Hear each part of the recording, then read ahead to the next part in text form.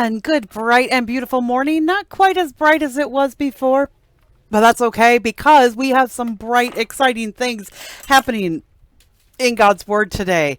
And sorry about that. All of a sudden, I took a drink just between things. Whew. All right. Can't have those fizzy drinks, right?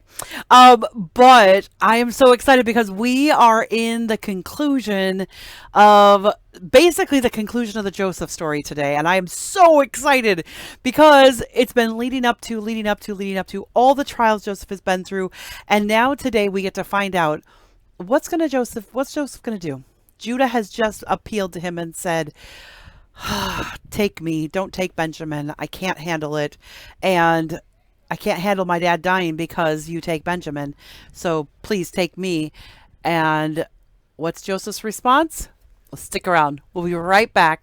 And grab your Bible, grab your notebook, because we are in Genesis chapter 45. Let's do this.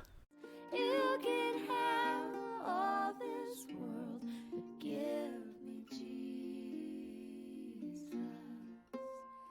In the morning when I rise, in the morning when I rise, in the morning when I rise, give me Jesus.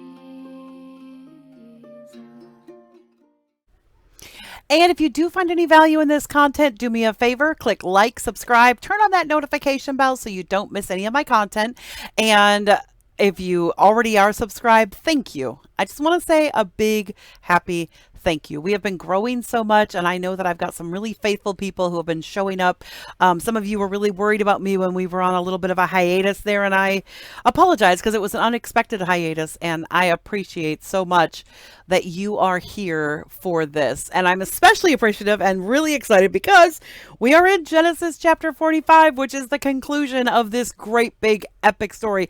One of the biggest stories in the Bible that spans so many chapters in that beginning book. And it really is kind of the end of the beginning because we've only got 4 more chapters, 46, 47, 48, well, 5, 46, 47, 48, 49, 50 in Genesis. And then we are done with Genesis and moving on to a new book. But definitely click subscribe. I am going to be posting up to find out, I think I'm going to move on to one of the books like Esther or Ruth because I think they'd be really fascinating.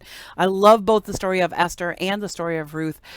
They are both quite fascinating to me because they're very different from the rest of the Bible. So after Genesis, we're probably going to move on to Esther or Ruth. If you have a preference on that, then put a comment below. Let me know. Do you have a preference on Esther or Ruth? And I may pay attention to it, I may not. It might just be how am I feeling when I get ready to start that. But anyway, we are going to be in Joseph. We're still going to be in Genesis for another 5 chapters. So don't worry, it's not happening right away. It's going to be a couple of weeks still.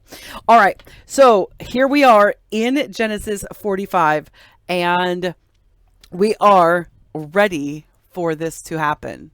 Ready? Set? Here's where we go. We're going to go into, here's the chapter. Then Joseph could not refrain himself before all of them that stood by him, and he cried, cause every man to go out from me. That's what he said. He cried, cause every man to go out from me. And there stood no man with him, while Joseph made himself known unto his brethren. And he wept aloud. And the Egyptians in the house of Pharaoh heard. And Joseph said unto his brethren, I am Joseph. Doth my father yet live?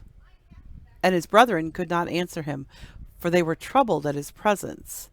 And Joseph said unto his brethren, Come near to me, I pray you. And they came near, and he said, I am Joseph, your brother, whom ye sold into Egypt. Now therefore be not grieved, nor angry with yourselves that you sold me hither, for God did send me before you to preserve life. For these 2 years hath the famine been in the land, and yet there are 5 years in which there shall be no earing. In which there shall be no earing nor harvest. And God sent me before you to preserve you a posterity in the earth, and to save your lives by a great deliverance. So now it was not you that sent me hither, but God. And he hath made me a father to Pharaoh, and lord of all his house, and a ruler throughout all the land of Egypt. Haste ye, and go up to my father, and say unto him, Thus saith thy son Joseph, God hath made me lord of all Egypt. Come down unto me, tarry not, and thou shalt dwell in the land of Goshen, and thou shalt be near unto me, thou and thy children, and thy children's children, and thy flocks, and thy herds, and all that thou hast. And there will I nourish thee, for yet there are 5 years of famine, lest thou and thy household and all that thou hast come to poverty. And behold, your eyes see, and the eyes of my Benjamin. I'm not going fast enough here. And behold, your eyes see, and the eyes of my brother Benjamin, that it is my mouth that speaketh unto you. And ye shall tell my father of all my glory in Egypt, and of all that ye have seen, and ye shall haste and bring down my father hither. And he fell upon his brother Benjamin's neck and wept, and Benjamin wept upon his neck. Moreover, he kissed all his brethren, and wept upon them.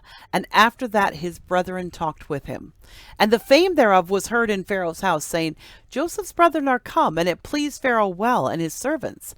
And Pharaoh said unto Joseph, Say unto thy brethren, This do ye, lade your beasts, and go, get you unto the land of Canaan, and take your father and your households, and come unto me. And I will give you the good of the land of Egypt, and you shall eat of the fat of the land. Now thou art commanded, this do ye, take your wagons out of the land of Egypt for your little ones, and for your wives. I can't read today. And for your wives, and bring your father, and come. Also regard not your stuff, for the good of the land of Egypt is yours. And the children of Israel did so. And Joseph gave them wagons, according to the commandment of Pharaoh, and gave them provision for the way. To all of them he gave each man changes of raiment. But to Benjamin he gave 300 pieces of silver, and 5 changes of raiment. And to his father he sent after this manner: 10 asses laden with the good things of Egypt, and 10 she-asses laden with corn and bread and meat for his father by the way. So he sent his brethren away, and they departed. And he said unto them, See that ye fall not out by the way. And they went up out of Egypt, and came into the land of Canaan unto Jacob their father, and told him, saying, Joseph is yet alive, and he is governor over all the land of Egypt. And Jacob's heart fainted, for he believed them not. And they told him all the words of Joseph, which he had said unto them. And when he saw the wagons which Joseph had sent to carry him, and the spirit of Jacob their father revived. And Israel said, It is enough. Joseph my son is yet alive. I will go and see him before I die. Now, what's cool about this passage? Okay, so wouldn't you expect that Joseph, here his brothers have sold him into slavery and have tried to kill him and made him feel like he was dead. And yet, when it came time for Joseph to have his revenge or to do whatever it was he wanted with them, did he do that? No, he did not.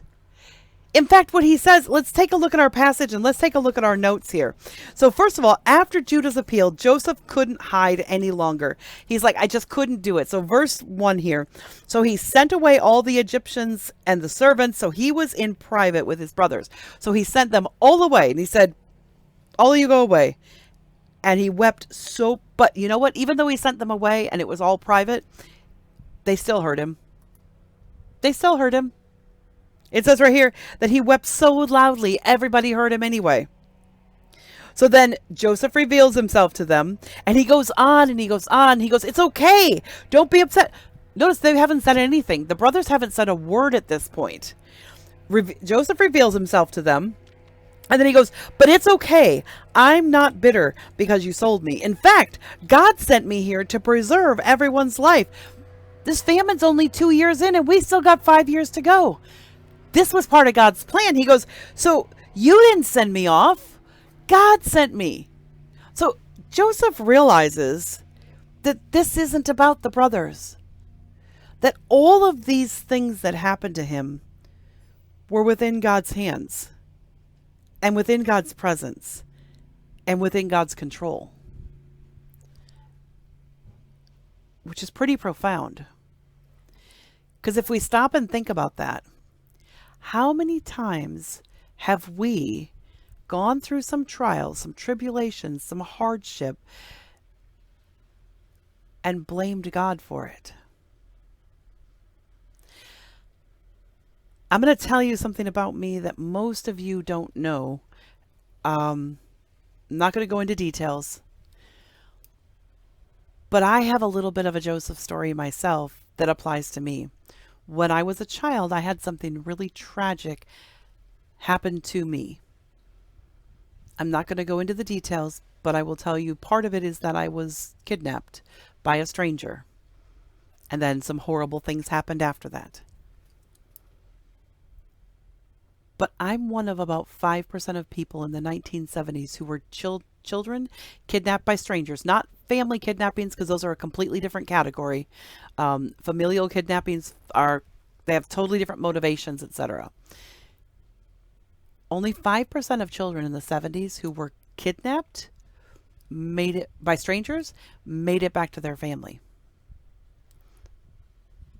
Most of them were either sold off into some form of slavery, be it sexual slavery, be it human trafficking of some kind, or they were killed because it was a lot easier to dispose of a body than it was, than to worry about a kid telling on you for what the things you had done to them. So I'm part of that 5%. And God allowed that to happen to me because there have been so many things in my life that I've been able to use that story and be able to give God the glory. And my husband struggled when I told him the story before we got married. I had to explain because I have some trauma left over from that. So I had to, for when you're getting married, you definitely have to explain that to a partner who's going to be your sexual partner so that they understand that this isn't about them. It's about what happened to you. And my husband had a really hard time forgiving this person, or forgiving or understanding why God would allow something like this. And I tried to explain to my husband, because there were so many things that God took this horrible evil, just like Joseph. Joseph says, you meant it for evil. You meant to kill me. You meant to be horrible to me, but God meant it for good. God did this for the good of humanity, for the good of our family, to preserve Israel. Because if it hadn't been for Joseph going to Egypt, being sold, going to jail, all of the things that happened to him were all stepping stones to get him in front of Pharaoh and to be part of Pharaoh's household, to a place where the nation of Israel could be preserved.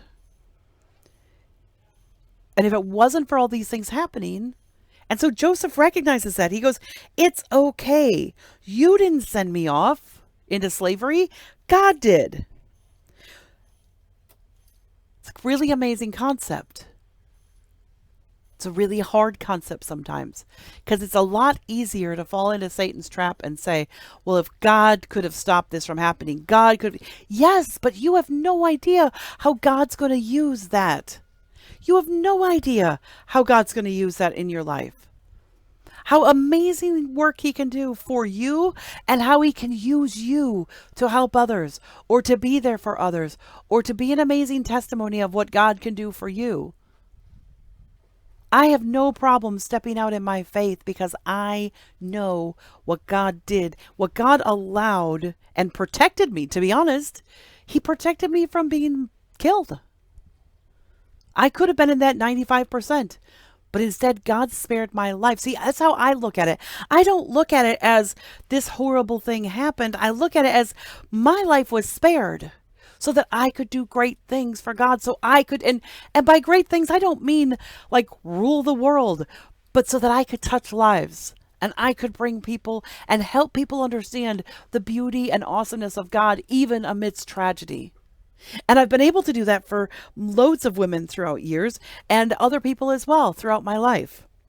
So Joseph is saying, it's okay. You meant it for evil. God meant it for good. You tried to hurt me. God took that hurt and turned it into something beautiful. There's a song, He makes beautiful things. He makes beautiful things out of, I've got to look it up now because I don't remember the exact, all the things. Let's see here.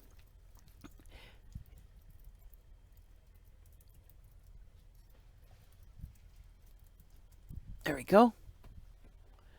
Um, goes, all this pain, I wonder if I'll ever find my way. I wonder if my life could really ever change at all. All this earth, could all that is lost ever be found? Could a garden come up from this ground at all? And the chorus goes, you make beautiful things. You make beautiful things out of the dust. You make beautiful things. You make beautiful things out of us. All around, hope is springing up from this old ground. Out of chaos, life is being found in you. You make beautiful things. You make beautiful things out of the dust. You make beautiful things. You make beautiful things out of us. That's what Joseph is saying. God, you made a beautiful thing out of dust. This is just like when he formed Adam and Eve, and just like when he took Joseph out of Israel and sent him over to Egypt. It was a beautiful thing. So now Joseph says, okay, so now we've got forgiveness. Now we've got understanding. And Joseph goes, we have a switch in the chapter in verse 9. So he goes, okay, so go back home, get dad, get everyone, bring them back here, and I'm going to take care of everyone. I'm taking care of everyone. Bring them all back, everybody. And he goes, and they still haven't spoken. Like, notice the brothers still have not said a word at this point. He goes, you can even see, they're like speechless. They're just kind of standing there going, huh? What? What's going on? He goes, you can see the resemblance to Benjamin. Benjamin can see it with his eyes. You can see it with your eyes. Go tell Dad. And then he hugged Benjamin and he wept and he cried and he wept. And Benjamin hugs him because Benjamin was young, but he knew who his brother was. And they had this beautiful, beautiful reunion. And then the brothers joined in as well. And he wept and he kissed them and welcomed them. And there's this beautiful moment of healing where they all come together and are restored to each other. Joseph could have taken all that anger and bitterness and could have been wrapped up in his own self and his own importance. Could have even said, hey, remember those sheaves? Remember those moons, the sun, moon, and stars? That they all bowed down to me? Remember that? Ha ha ha. Here I am. This is me. He could have rubbed their noses in it. But he doesn't. He says, no, go back, get everybody, bring them back here. I'm going to take care of everyone. And then after that, right after they get renewed, all of a sudden this news spouts like wildfire all the way up to Pharaoh. Pharaoh heard about it. And Pharaoh personally tells Joseph, anything your family needs, I've got it. Take wagons, go get your family, go get them. Give them wagons, give them anything they need to go get their stuff and bring them here. Bring it all here. Bring them back. Be reunited with your family. And you know what? Leave your stuff. Tell them to leave their stuff behind. They don't need any of their stuff. They don't need anything, because if you don't need anything, why? Because Egypt's got everything you need. We got it all here. They can live off the fat of the land, is what he says. The fat of the land, meaning the abundance and all the beauty and the wealth that Egypt has is at the disposal of the nation of Israel. And so everybody, including Pharaoh, heard about this, and he told them to take everything. So they went back in verses 21 to 26. They all went back to get the family. When they get back, they explain this to Jacob, what's happened. And Jacob's like, you know, what? And at this point, by the way, Jacob is like 129, 30 years. He's pretty old. And when Jacob understands and he sees the wagons that have come to take them all there, and he hears this news, his heart is renewed. Because having lost Joseph broke his heart. And having now found him again, it's as if his heart is healing. And so Jacob goes, yes, I'm going to move to Egypt so that I can see my son before I die. So I can see this for my own self with my own eyes. I want to see Joseph before I die. And that's the next thing that happens. Next thing we're going to talk about is as they move, where they get settled, what the culture is, and different things. Just kind of more of the like the this is like the what happens afterwards. But Joseph's been renewed. But Joseph hasn't allowed bitterness or anger or upset or resentment to build up in him. And one of the best things that we can take away from this passage and from the preceding passages where everything's happened is to understand, have you been sold into slavery? Have you been beaten? Have you been then thrown into jail on a false accusation? Have you been languishing for 21 years before you got any recognition? If you haven't been in those situations 21 plus years in a foreign land with foreign people, then no matter what's happened to you, it couldn't have been as bad as Joseph. And if Joseph knows how to forgive, why shouldn't we know how to forgive as well? Shouldn't we know how to do that? There's only one way to know, and that's to know that we have to give up this bitterness and resentment and give up the hurt and the pain and start anew with God. And that's the beautiful story of Joseph, is that renewal of what God can do when you give it all over to him, when you transfer all that pain and that bitterness and that anger, and you transfer it to God and you leave it with him and say, God, I'm not mad anymore about these bad things that have happened to me. I'm not mad because I had a terrible parent. I'm not mad because I had a terrible spouse. I'm not mad because my child has done something I didn't want. I'm not angry about that anymore, God, because I recognize all those things in my path led me to you and led me to be able to minister to others. So instead of saying to God, we go, thank you, Lord, for giving me something really special that I can now give back to others, to help others heal, to help others feel free, and to help others live a life that is abundant for God. I think that's one of the best stories. One of my favorite things about Joseph is this. It's just such a great story of forgiveness and healing and giving to God everything and letting him take care of it. Letting him take care of any justice after this life. So if you do have something, if you have a question or a comment, I'd love to see it from you. Absolutely love to see it. And do me a favor. If you do find any value in this, do me a favor, click like, subscribe, turn on that notification bell. Make sure you drop a comment below. I want to know what you think about this story. Were you satisfied with the Joseph ending? Were you disappointed because he forgave them and didn't take vengeance? What are your feelings? What are your thoughts? Are there ways that you can reach out to others? Are there things in you that need to heal and need to be given to God and say, God, I'm going to let you take care of this? Is there anything like that? Anything like that that you need help with? Drop a comment below.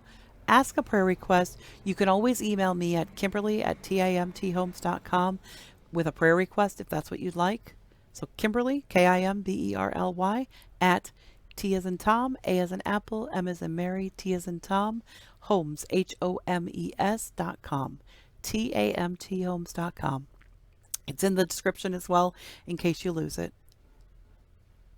Shoot me an email if you have a prayer request, or if you have something that you're really struggling with and you're like, I just don't know how to get through this. I don't know how to get by this. Let me know. Let me reach out to you in prayer and encouragement. Leave it with God. It's not easy, but you can do it. I've done it. Not always done it. Sometimes it's a struggle. But when you do it, it's so much better. It's so amazing when you leave the hurt and the pain in the past with God and let him take revenge on people. Let him, the Bible says, vengeance is mine. I will repay, saith the Lord. And that's exactly what Joseph said. Joseph went, yep, you're right, God. Vengeance is with you. It's not with me. I could have exacted vengeance and revenge, but I didn't, because that's your job, God, not mine. I'm going to forgive and move on and recognize that you actually allowed this to happen because it saved all of us. So I'd love to hear from you, and I'd love to know, what did you think about the story of Joseph? And what kind of impact will it have on your life? What message is God speaking to you about in regards to this? So I look forward to seeing you next time. And for now, though, bye for now. Was my cry at dark midnight, was my cry, give me Jesus, give me Jesus.